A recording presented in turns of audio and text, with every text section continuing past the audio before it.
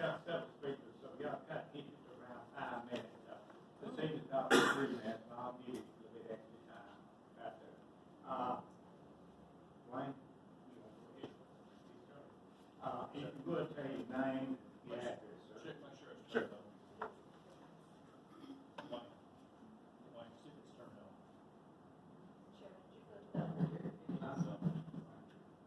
Can you hear me? Y'all hear it back there? I'll try to stay short. Thank you all for your time and attention this morning. My name is Gary Wright II. I live at 103 Mayberry Lane in Arab, Alabama. I was born and raised here in Alabama, and I'm a resident of Marshall County for over a decade now. Like most of you that are here with me today, I'm just a regular citizen who's deeply concerned by the recent actions of my government. But I'm also a disabled veteran. And so just like the public officials who are sitting up here on the DS in front of us, I've taken a similar oath when I raised my hand and I swore to protect and defend the United States Constitution against all enemies, foreign and domestic. So I rise today to speak before all of you to make a simple request of the Marshall County Commission.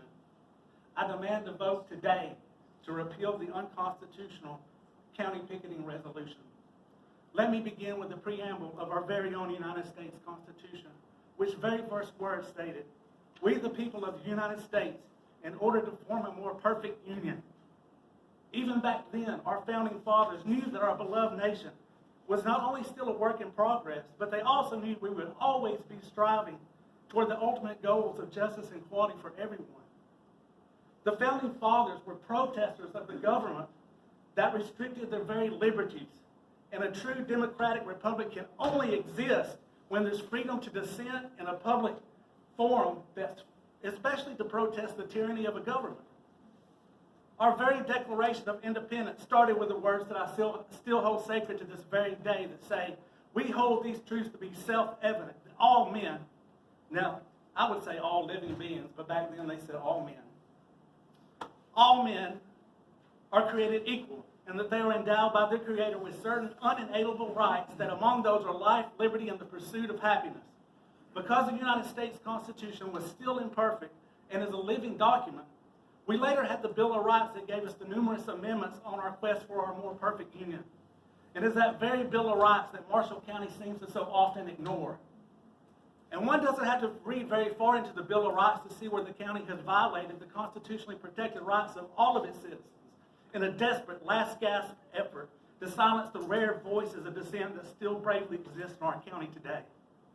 The First Amendment clearly states that Congress shall make no law respecting an establishment of religion or prohibiting the free exercise thereof or abridging the freedom of speech or of the press or the right of the people peacefully to assemble and to petition the government for a redress of their grievances. I've read the county picketing resolution very closely. And not only is it clearly unconstitutional, but when one delves into the true legislative history and the documented abuse of this resolution in the court, the dark past of Alabama's racial animus comes rising quickly to the surface. I don't have time to present all that evidence to you today, but I'm confident in the evidence that's already on the public record that in addition to a lawsuit against the county, I've named multiple defendants as individuals for a conspiracy to deprive the civil rights and privileges of the citizens, which is enforceable pursuant to 42 United States Code Section 1985, subsection 3. I hereby state and submit for the record that the Marshall County Picketing Resolution violates both the 4th and 14th Amendments to the United States Constitution. And for those of you who refuse to acknowledge the supremacy clause of the U.S. Constitution, I hereby state and submit for the record that the picketing resolution also violates the state of Alabama Constitution under Article 1, Sections 4 and 25. Article 1, Section 4 says, "No law shall ever be passed to curtail or restrain the liberty of speech, and any person may speak, write, and publish his sentiments on all subjects, being responsible for the abuse of that liberty." Article 1, Section 25 provides that citizens have a right in a peaceful manner to assemble together for the common good and to apply to those invested with the power of government, that's you, for a redress of grievances or for other purposes to petition, address, or remonstrance.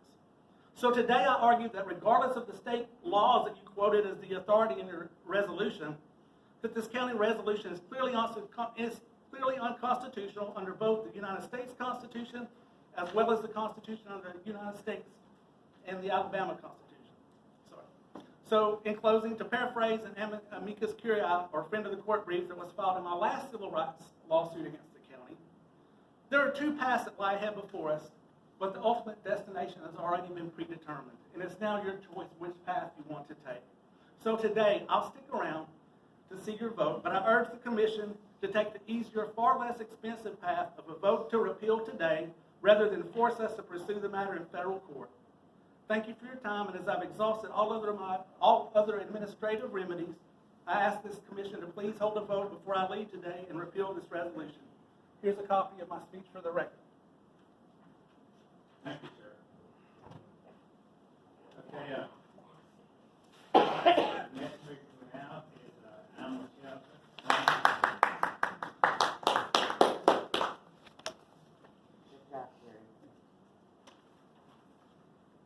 Good morning, Chairman and Commissioners and citizens of Marshall County.